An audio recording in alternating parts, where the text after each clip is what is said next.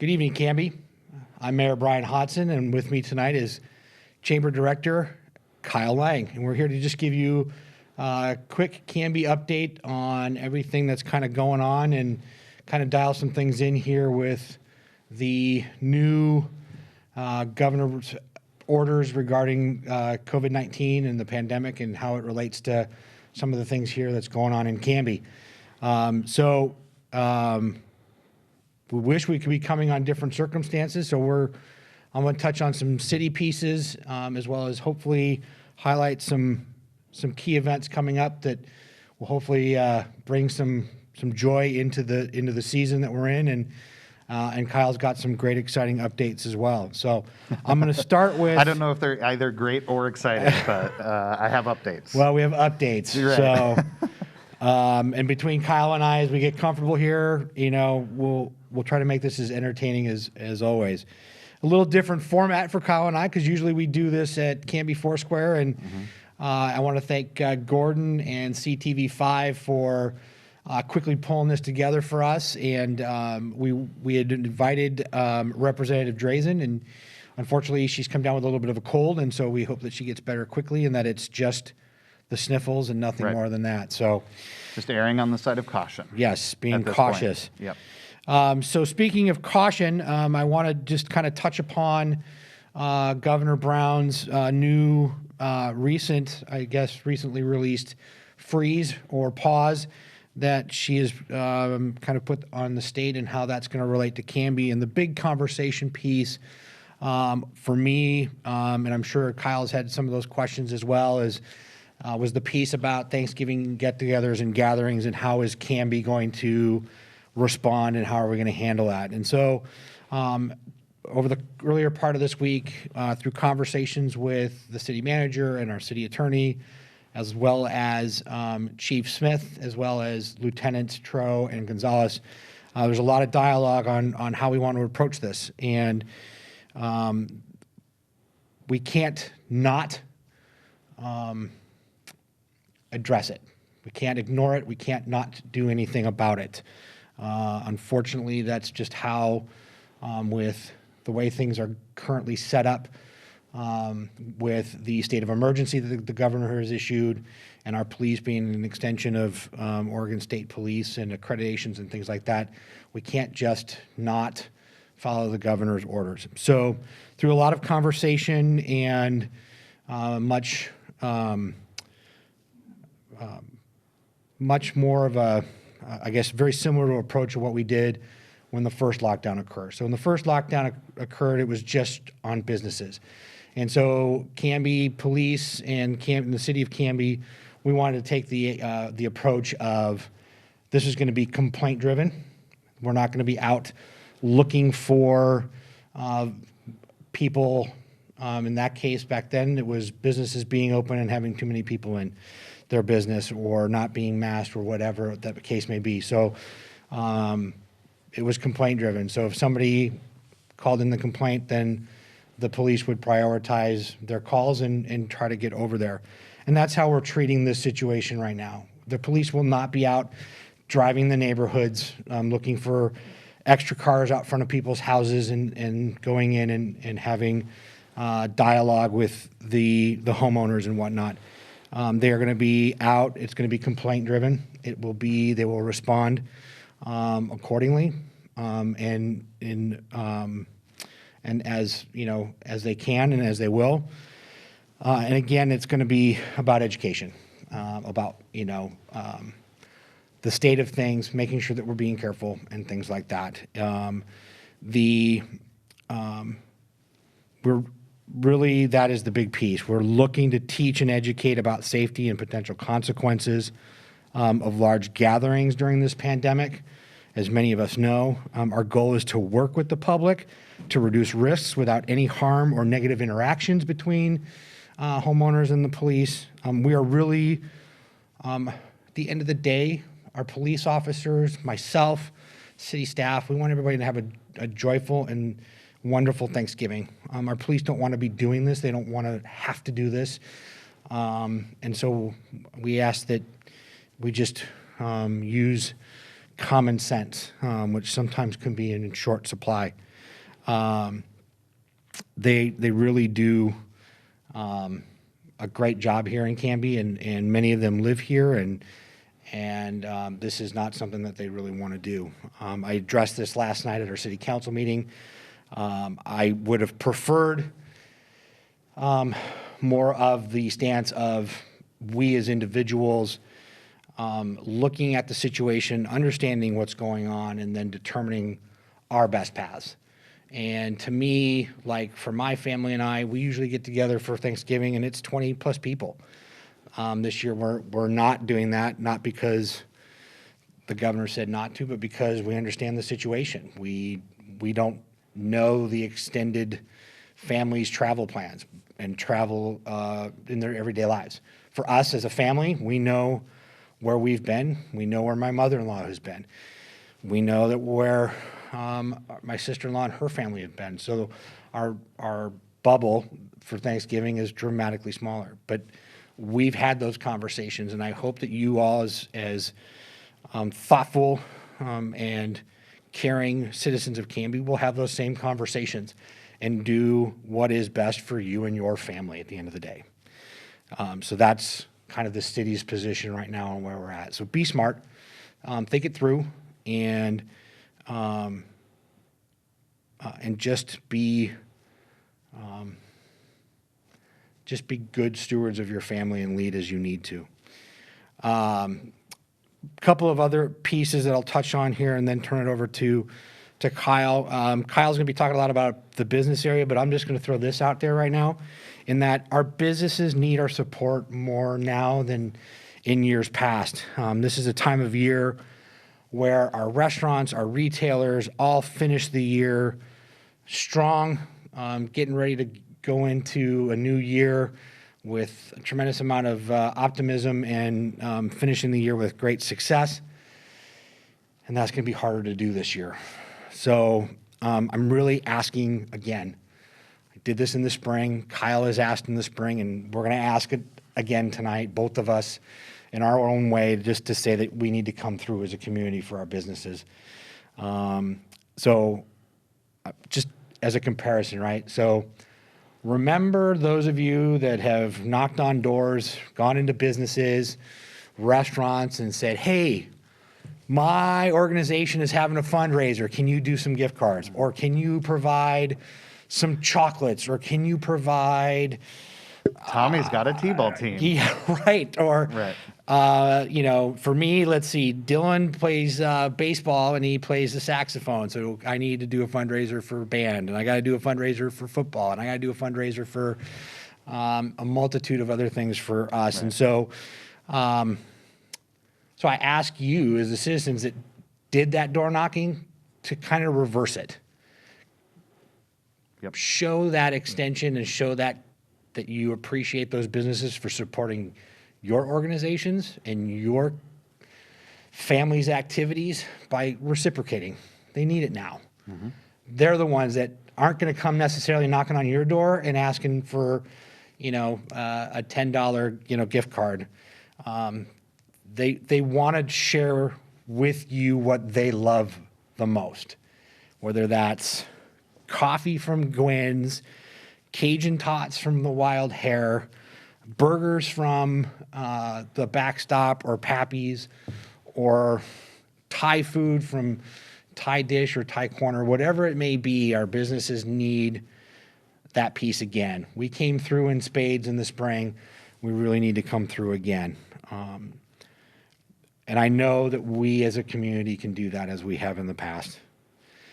I'm going to close with this. It is a tough time. Many of you know or don't know, but my day job, the mayor is not a full-time, well, let me rephrase that. It is a full-time job, but it's not my only job. Right, yeah. Right. So my day job is I work in assisted living, and right now it's really hard for the residents being in an assisted living community or a skilled nursing facility. They can't see their families. They're on a lockdown again. No visitors. And I had a resident the other day in tears as I'm sitting in her apartment with her because she has not seen her family. And she desperately wants to go home for Thanksgiving and be with her family. And so I'm really trying very much to continue to be an optimist. I'm always a glass half full kind of guy, and this is the time of year where I love the lights, and I want Waite Park to have more lights than the Parks Department knows what to do with, and we're getting there. I'm determined to get there. So I really want all of you to really find ways to find gratitude and joy these next 6 weeks, okay? So here's a couple of things that I'm going to participate in because I know that they will do just that for me. We have the Canby Kiwanis Food and Toy Drive. That is underway. It is going. That is always a huge, huge piece in our community, and we always come through on that. And there are families more than ever, right? We talk about the businesses, and it's now the families too that have dealt with pandemics, some with, wildfires, and the cupboards are bare at a lot of our food banks. And Kiwanis comes through every year with toys and the food drive. So do what you can, give a little, spread There's some always joy. need in our community, but that is very much the case this year in particular. Absolutely, I totally agree. Light Up the Night, December 4th. A little different this year. Obviously, we're pandemic and lockdowns and freezes and pauses and things like that. So the Lions, yes, that was pretty good. Right. The parks team has already been working really hard on getting the park lights up and ready for that. We were, I believe, I'm looking into the booth there at Gordon. I think we're going to try to do a live telefeed. He's giving me the thumbs up that that's going to happen. We won't be able to do a parade as in years past. Here's what I'm going to tell you what it's going to be. There's going to be lights. We're going to light up the park. We're inviting those same businesses that did participate in the parade in the year before and park in different spots in downtown and invite people to come walk around, check out the lights amongst the vehicles, and just take in some outdoor Christmas holiday spirit in that regards on the 4th. So that's going to be at 6:30. No, sorry, 6:30 is in my calendar for me to be there. Right. But it is going to be December 4th, so please put that on your calendar. Clackamas County Fairgrounds and Event Center is putting on Winter Fair, and that's going to begin Friday the 27th, and that's going to go through December 31st. Mm-hmm. And so the Event Center and Fairgrounds, you can get tickets on the Clackamas Event Center website. It's going to be a drive-through Christmas light display. So again, another way to get your light fix and stay close to home. Which I'm excited to not have to drive down to PIR to do it this year, right? It's a tradition for many, and now we can stay close to home in order to get it done. And that's, that's the piece, like my wife and I are having those conversations about, okay, what's our typical traditional things that we have done every year for Christmas and the holidays? What's got to change and what do we got to punt with, right? So, for us, Peacock Lane's always a big fun evening for us, and so that's not happening, so we've got to shift and adjust, and that's going to be a great one to go to. Right. Canby Grove will be doing their annual cookie bake event, so check that out. I believe I was on, there's a Facebook page I think many of you are familiar with called Canby Now, and they always do a tremendous giving tree. And I believe that is going to happen again this year. I think the admins for that group are working on that, and it's going to be, I believe, at Gwen's. But stay tuned for that and find, again, another way to spread some joy and share in some gratitude. Before I turn it over to Kyle, I really wish all of you a very happy Thanksgiving. Find the joy. Be grateful for what we have and what has been just given to us even in these hard times. I'm here. Stop me at the grocery store. You want to bend my ear, you want to talk, don't hesitate. I've got broad shoulders for a reason. So I wish everyone the happiest of Thanksgivings, and I'm going to turn it over to Kyle to talk about some of the things on the business front. Awesome. Thank you, Brian. Yeah, appreciate thanks. all that. So many events happening around the community. I'm sure others will pop up as as we get closer. There's a lot of things to track these days. And so if there was an omission in the list that Brian and I kind of discussed amongst ourselves and put together, then we apologize. There's a lot going on. Just reach out to the chamber or to Brian, and we'll rectify that and get the word out. So here's a breakdown of what the freeze means for local business. In terms of the business-related provisions, people are encouraged to work from home to the greatest extent possible and close office to the public where possible. Restaurants are delivery and takeout only. Grocery stores and pharmacies are limited to 75% of capacity and should encourage curbside pickup where possible. Retail stores and malls, indoor and outdoor, are limited to 75% capacity and should encourage curbside pickup.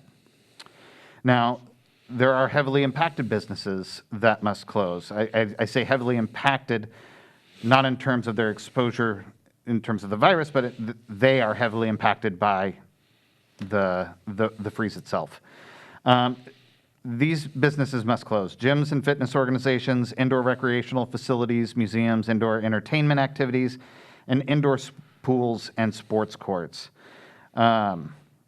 Outdoor entertainment activities and outdoor pools, venues that host or facilitate indoor or outdoor events. Due to these constraints, there are many businesses in Canby and our surrounding area that could really use our help right now. The City of Canby and the Canby Chamber has just launched our Buy Local or Buy Local campaign that was meant to focus on local retailers as we approach the holiday season. This is a campaign that we've been thinking about for weeks and kind of been working on putting together. But that slogan, Buy Local or Buy Local, has a depth of meaning now that should be felt in the hearts of all our local residents who appreciate having options and outings under normal circumstances. While we intentionally focus on retailers during this lead up to the holiday season, there are now many industries and sectors who are affected by this temporary closure. It is our hope that the residents of Canby will uphold the faith we have in them and serve the businesses that have so often provided support and services in the past. We know that individuals as well as businesses are being impacted by our current circumstances, but we ask that you do what you can. If your family budget allows you to keep your gym membership current for the short break, please do. Consider, for the holiday season, purchasing gift certificates to workout classes and other fitness classes in the meantime to help those businesses stay cash stable. Husbands, I do not recommend buying fitness classes for your wives for Christmas. Why not, Kyle? Is this a personal experience piece? It is not, but I've been married long enough to know better. The same holds true of our hospitality sector. Gift cards can be wonderful gifts around the holidays. Employee appreciation, client appreciation. It doesn't have to be a lot. A $5 gift, coffee card makes a difference. A $10 a lunch gift certificate makes a difference. Not only to the recipient of that gift, right, who doesn't have to reach for the $5, but also very much so for the business. Every little bit adds up. Are you looking to support local charities that help individual families? Many nonprofit organizations will accept restaurant or grocery store gift cards to help them feed their people. And this is a wonderful way to give to individuals while ensuring that businesses reap the rewards of your giving as well. So there's a couple of resources that I wanted to make sure people knew about tonight. Resources available to small businesses. First, the City of Canby has generously offered some small business grants to help support our local economy. The link to the application and eligibility requirements can be found on the city's homepage. The deadline for application for that grant is November 30th, so mere days away. So please check out that information as soon as possible. I was going to announce that Business Oregon had opened up a grant today. It was a $20 million bucket of money for grants in support of small business. It took 20 minutes for the system to be completely overwhelmed and maxed out on the maximum number of applications. The pent-up need within our business community is there. So grant applications for that are closed, but I still bring it up to show the community the nature of the need. My members, business owners, they're proud. They won't ask. Brian alluded to this earlier. They won't. So it's up to us to step forward and get that done. In addition, the Canby Area Chamber of Commerce has just this week signed up to be a PPE depot for small businesses. Once this program gets deployed, I will have kits of masks, gloves, sanitizers, gowns to give to small businesses for free. I'm simply awaiting the program to really get off its feet and for the truck to roll up with my prepared kits. As soon as I have those, I'm going to want to get them out the door to make sure that need is filled. I will be making announcements through our email list at the Chamber and social media when it becomes available, so please stay tuned to that.